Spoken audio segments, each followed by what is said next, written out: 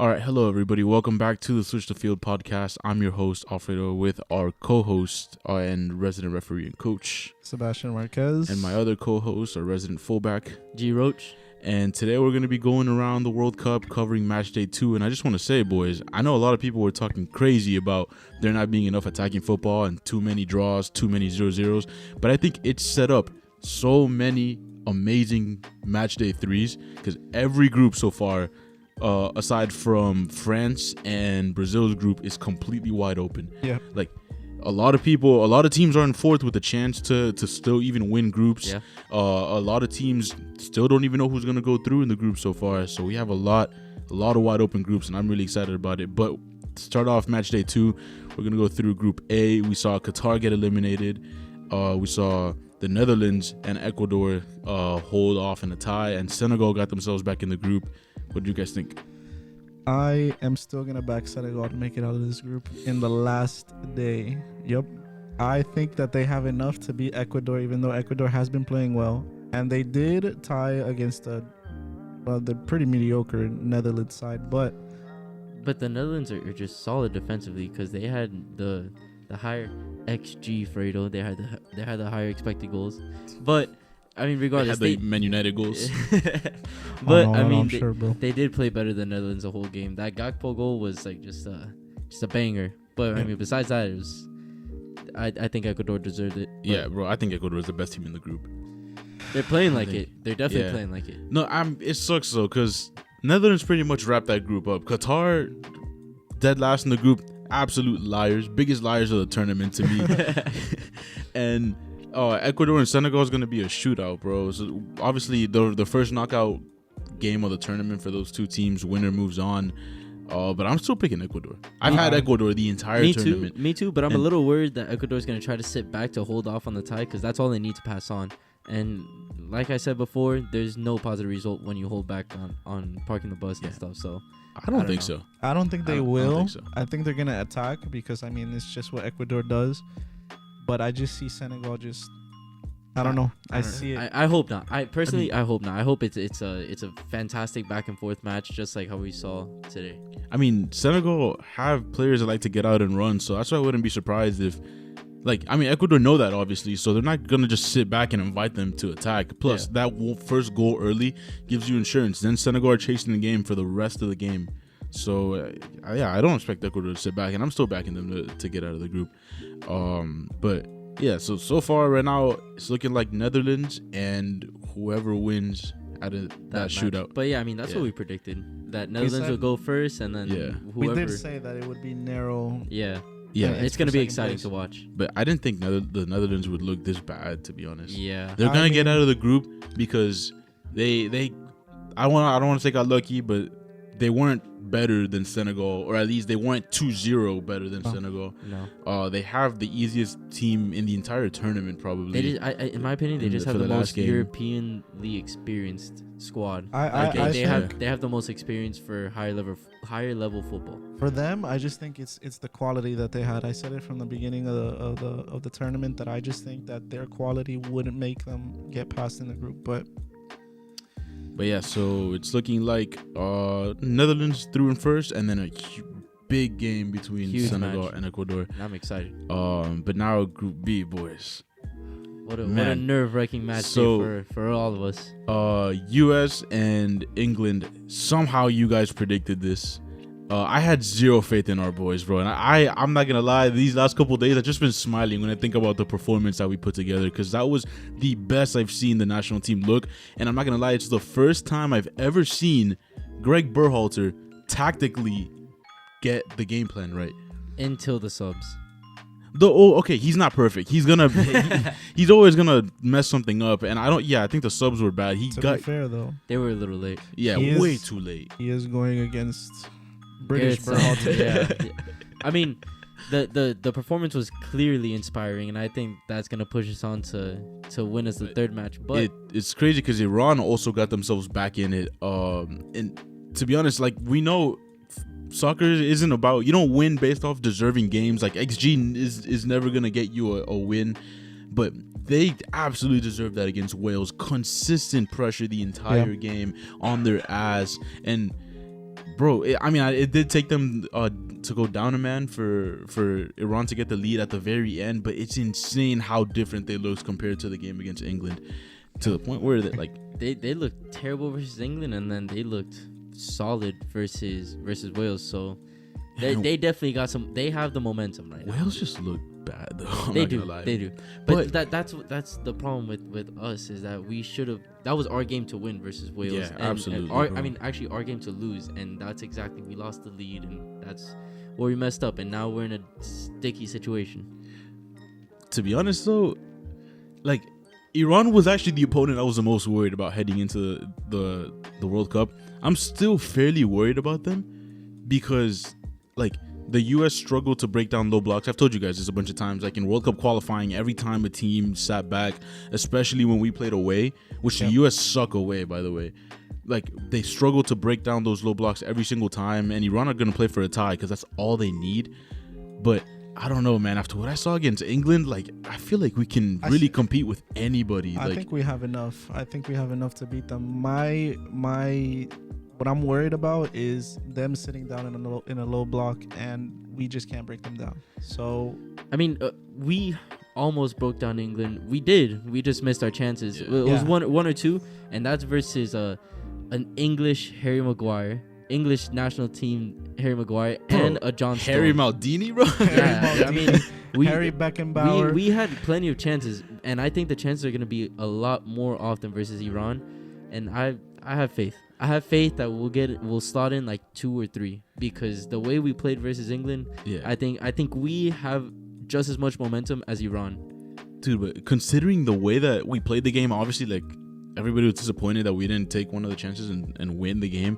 But if you told me in September that we would have drawn against England, I would have taken that in a heartbeat, bro. Following the games against Saudi Arabia and Japan, and on top of that, the performance was incredible. Yeah. Like, I don't want us to get too high on that, because we still, at the end of the day, didn't win the game. And if we replicate that same performance, like, you're not going to win. But, bro, that looked incredible. That was the best I've ever seen the U.S. look under Their only clear chance was in, like, the 9th minute for Harry Kane. Yeah. Like, that was, like, the rest of the game, they were flat. Tyler Adams was playing out of his mind.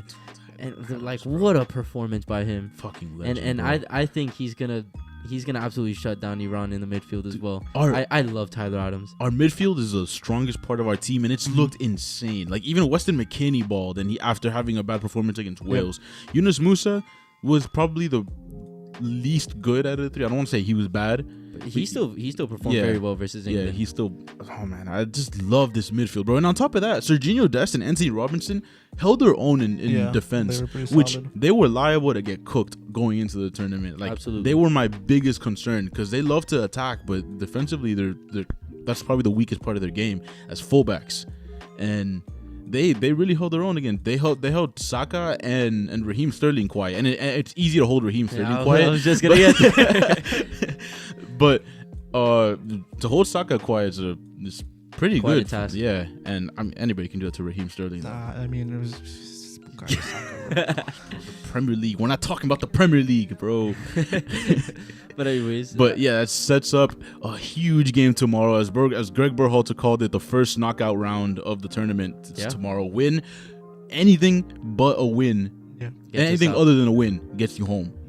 And we know the standard that this team is supposed to be held to now. So tomorrow's a huge game against them. Absolutely. A whole bunch of nonsense has gone on this week too, with the whole U.S. soccer editing the emblem out of the Iran flag. So there's a lot. Well, the media's trying to make it a lot. I hope the players don't. But yeah, it's a huge game with huge ramifications. I don't think it'll get to our players. I think they'll hold their own mentally, and we'll get the win. But yeah, and just to close out this group, after listening to the episode of In Soccer We Trust and hearing Charlie Davies go off for an hour, I'm absolutely ready to run my head through a wall for this team. And I think we're going to win. You need to have more faith, because you've been lacking a little bit of faith throughout this World Cup. It's the last 2 years have done things to me, bro. I don't ever want to get excited about a team ever again. But moving on to Group C, the GOAT was here, bro. The GOAT was here. Whatever. He is a GOAT.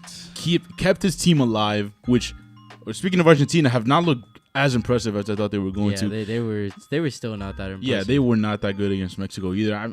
To be fair, it was just Mexico. I mean, yeah, but It was- the it the was- Messi goal, it was literally just you leave someone Moment like of that. brilliance. Yeah, you leave someone like that alone for you give him 5 yards of space and he's gonna create. And And of that's literally course, you exactly know, what happened. They we fell had- asleep, and that's exactly what happened. And they had the goal. Yeah, They no, had the anyway. goal. So Poland got the Poland got themselves on top of the group with a win against Saudi Arabia, Yeah, which I that's thought was insane pretty to me. impressive.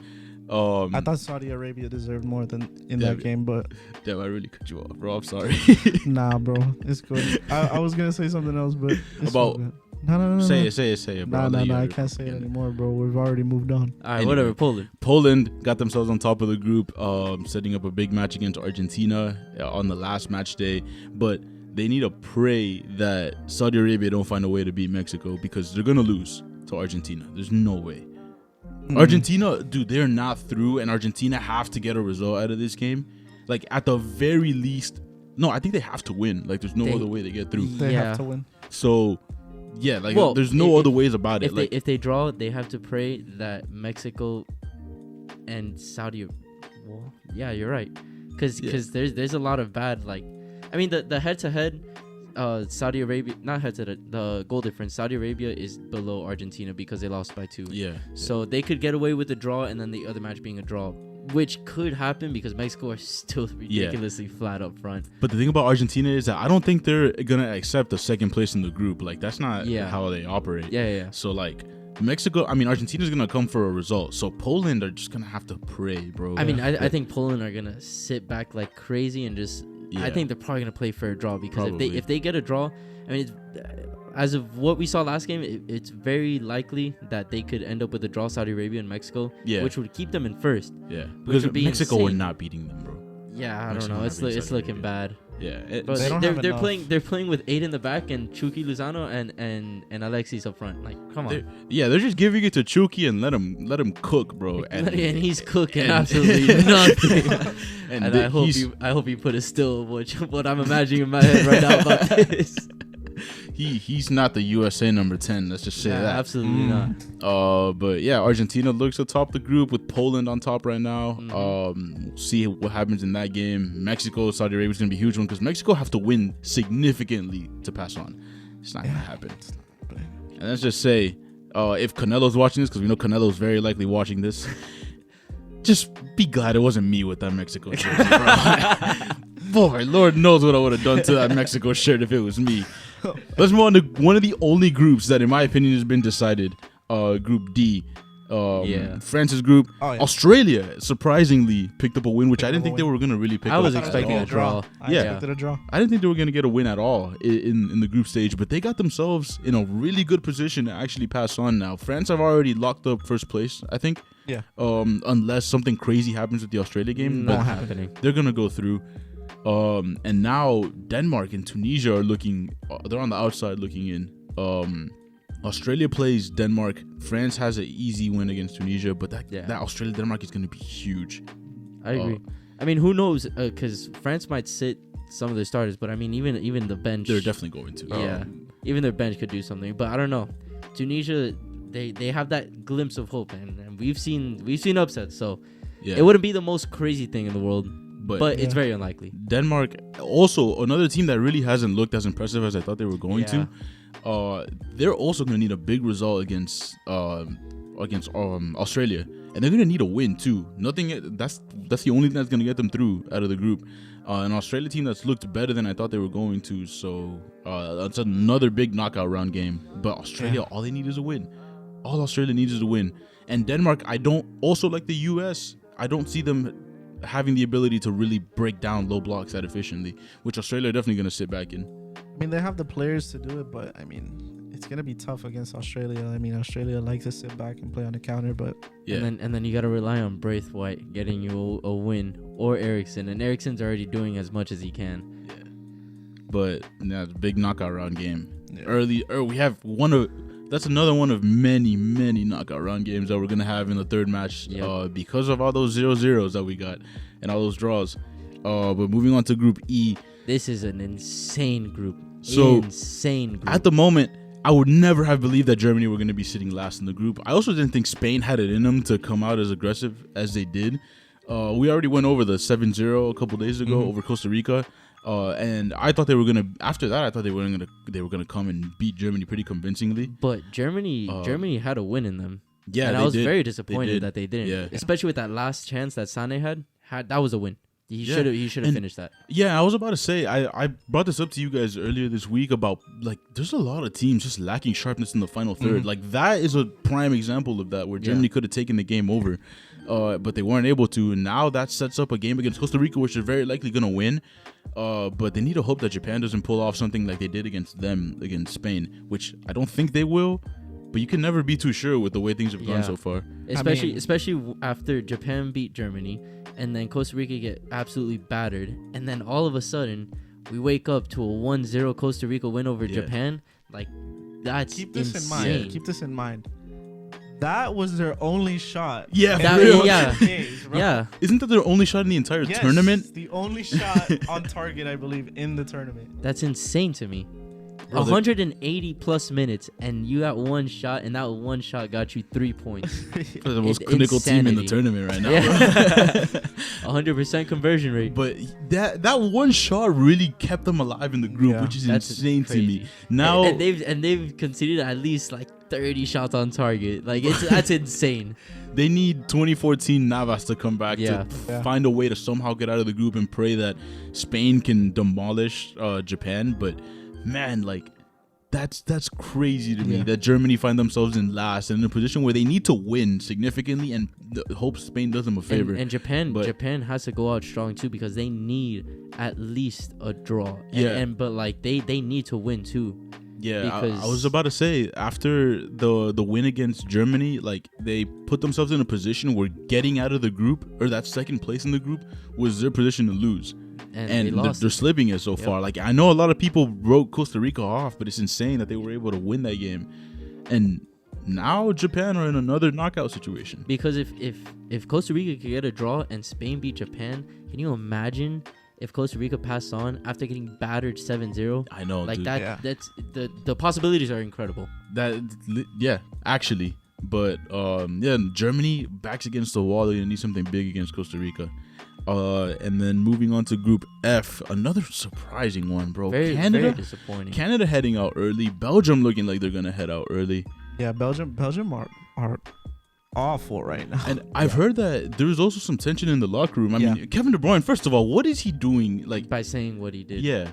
That we have no chance. Our best chance was 2018. Okay, It's facts. From the outside, yes, that's absolutely true. But that's not something you say that. And he's probably, if not second captain, then third captain behind Hazard. Yeah. Like, that's, people look up to you on that team because of how good you are and how much of a big figure you are to the country. You don't do that. He's saying these things and not having a good tournament himself. Yeah, for real, dude. And then Vertonghen coming back and saying something just as petty. Yeah. Like, apparently there was a confrontation between De Bruyne, Hazard, and Vertonghen in the locker room. And that of all people, La Caca stepped in. He broke it up. Like, he destroyed so many of Chelsea's attacks last year, bro. But yeah, of all people, had to be Lukaku to separate them, and that team, it just looks so disjointed now, bro. Like, again, what Kevin De Bruyne said was facts, but you don't say that. No, that's something you keep to yourself. Yeah. Absolutely. Yeah, or at the very least, maybe you address that within the team, but you do not say that to the public, bro. Absolutely. And I can easily see them that final game losing. Easily see Croatia. Yeah. No, considering that they're disjointed, and Croatia were low-key cooking against Canada. I know, and I was very disappointed because Canada showed a very good performance, very good side, and then versus Croatia, it was literally just experience versus age, and that experience tore them to shreds. I will say, though. What did you say? Peru 2018 vibes? Yeah, I told you, bro. They gave me Peru 2018 vibes. Like, spoken into existence, but that's so, like, heartbreaking. Especially seeing Canada score in the first 2 minutes and thinking, like, okay, this is the Canada that we saw in the first game. They're finally getting it together. And then Croatia, I mean, yes, we know that Modric is still amazing, but Croatia's midfield just made Eustáquio go from the best player in the game versus Belgium to absolute fodder. That guy was not doing anything. Just it sucks to see. Yeah. And one mistake I will say from John Herdman, because he's been perfect for Canada.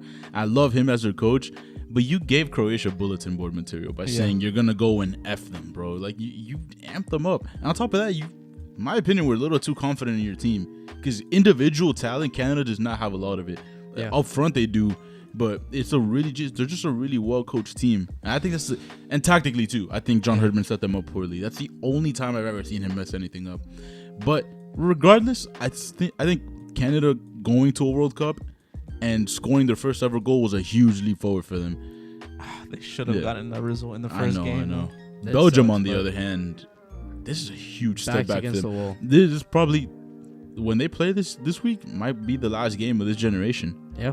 Because there's going to be a lot of changes after that. Like, I guarantee you, like, Hazard, Lukaku are probably never going to see this team ever again. Or maybe they will for, like, the Euro qualifying, something like that. But they're definitely not around for the next cycle. Hazard definitely. I mean, he's still putting in performances, but I mean, how many more years does he have left? Yeah, I know. But yeah, Belgium looking disjointed. Morocco with a big chance. That was the most shocking result. Yeah, they play Canada too, so they have probably the best odds to advance now. Maybe even top the group.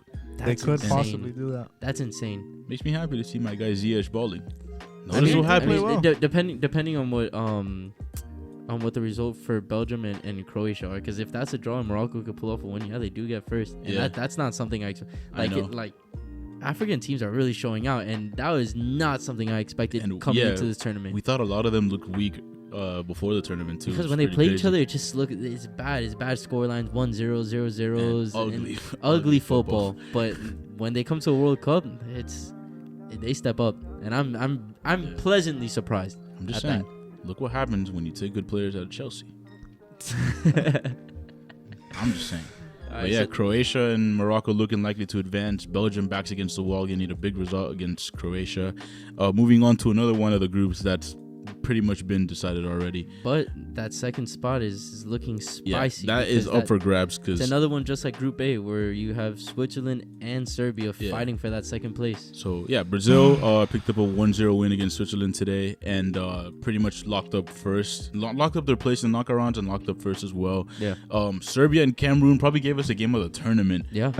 Man, that game frustrated me because Serbia's up 3-1 and you just blow it. Bro, I just want to say these 5 a.m. games have been fire. Yeah. All the morning ones, the ones that no one wants to wake up for, have actually been pretty good. That was another one today. That finish by Abubakar, my goodness. He scooped it perfectly. Like, how do you even have the balls to do that on the World Cup stage? I think it's because it's because he probably thought he was offside. Because they had called an offside, but they reversed. But they called the offside after the play, after they blew the whistle. Well, after he scored, immediately after the ball went in, like they raised the flag, meaning that they were always gonna do it. But I think that's why he did that. He thought he was off. I think everybody turned off. That's crazy. Yeah, they all really turned off. I think everybody turned off. But I mean, it's a good goal. And fantastic goal. And I also want to say, I doubt anybody watched this or watched it on the Fox broadcast, bro. The Fox has just been so bad all World Cup, bro. For commentary? Dude, how do you sound so monotone on a 3-1 comeback to make it 3-3? Yeah, no, I've been sticking to Telemundo. Aside from, I don't want to deviate too much from the actual conversation of the game, but man, Fox has been so ass the entire World Cup. But yeah, Brazil also looking kind of boring on that 1-0 result, and then I don't know. You could tell even when Neymar has a bad game, he's desperately needed. That name and number, that body on the field is just such a threat alone that it just has teams scrambling. Yeah. So when he's not on there and you have Fred instead of Neymar, not saying Fred had a terrible game, but I mean, you see Fred or Neymar on the field. I mean, who are you more scared of? I mean, Brazil also have low-key looked a little flat. Like, I thought after the floodgates opened in their first game, I thought they were really going to come just to kill Switzerland today. It feels like even they're without scared. Neymar. It feels like they're scared to really put numbers forward and attack when they have the ball, and they're just playing passive and just keeping possession. Yeah, and that's true. I've noticed like that. It's a little upsetting to see because you have like crazy talent, and I'm not a big fan of Richarlison, but you still have talent all around the field, all around the pitch. Like, let's play it a little more aggressive. Let's try to find some like riskier plays that'll get you a goal. I'm not like that. That's what Brazil we're used to. We're used to seeing a team that's gonna put out numbers and give you beautiful football. I'm not entirely worried about them though, because like, when do they play in the knockout rounds? Like, it'll be like December 5th or 6th. It's like in what, I think Neymar should be back. A little over a week. A Yeah, week, yeah. If Neymar's back by then I'm not worried at all about that. I'm Yeah, also me like neither. it's not really it doesn't really worry me that much because their defense and their midfield is some of the best in very the world. solid. Yeah, And that's not something we're really used to seeing from a Brazil squad. And Yeah. there's usually a lot of leakage in the back. So seeing a Brazil squad with this much stability in the back, I guess that might be a reason why it's a little more passive. But my thing is their attack is not hitting right that's now. true, So yeah, that's the only thing that worries me. But I mean, other than that, 2 clean sheets in a row, 2 wins, 6 points. they're looking very very strong in the back. But Yeah. their front three.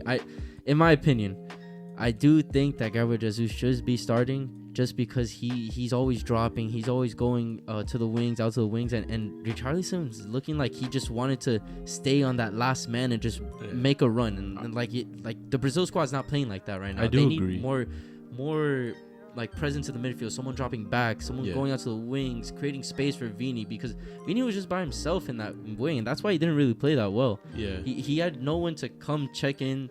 Like Benzema and him are so fluid in Madrid. They always play together. They create space for each other. And Richarlison just isn't doing that. He's not helping Vini's game. I think especially when you're missing Neymar, you want to have a more creative and playmaking attacker up front. And Richarlison just doesn't provide that. At least not as good as Gabriel Jesus does. I would agree with you. Decent Gabriel. finisher, but he's not creating space for them, and that's not what he plays at Tottenham. Yeah. So it's we got to see what he pulls out next game. Yeah. But that sets up them against Cameroon, which poor Cameroon, man. Yeah. Because that's flat out now. It's between Serbia and Switzerland. Yep. Winner of that game, well, it has to be, if Serbia want to go through, has to be them.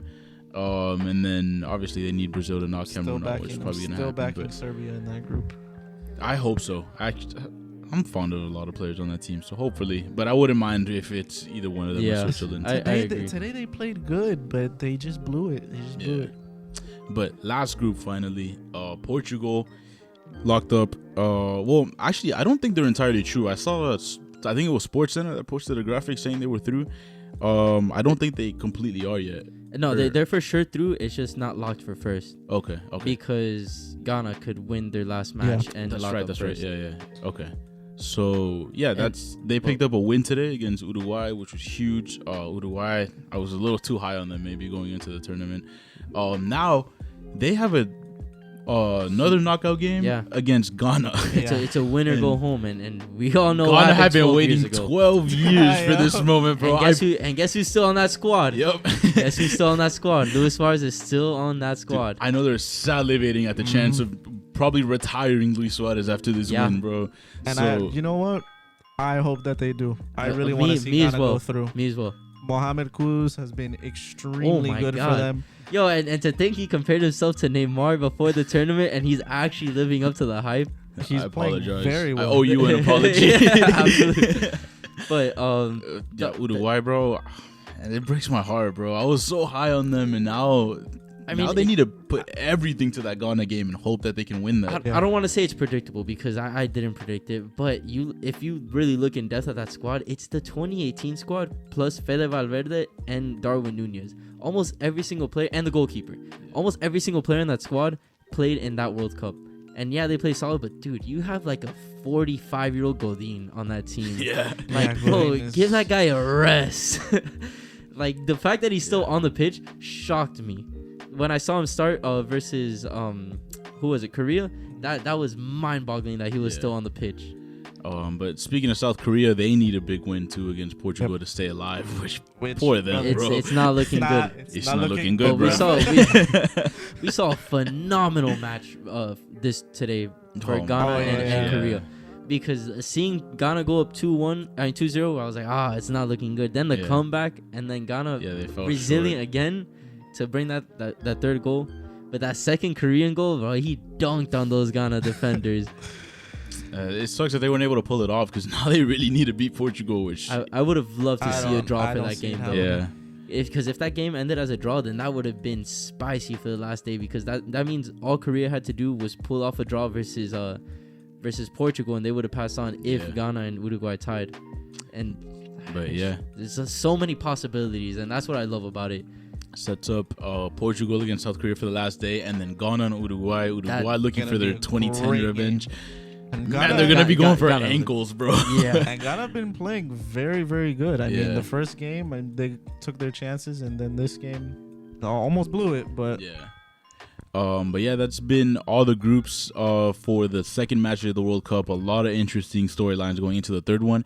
And before, just real quick, I just want to spend a minute on this before we go. USA Iran tomorrow is a big game for all three of us, obviously being U.S. national team fans. What is your final prediction for the game?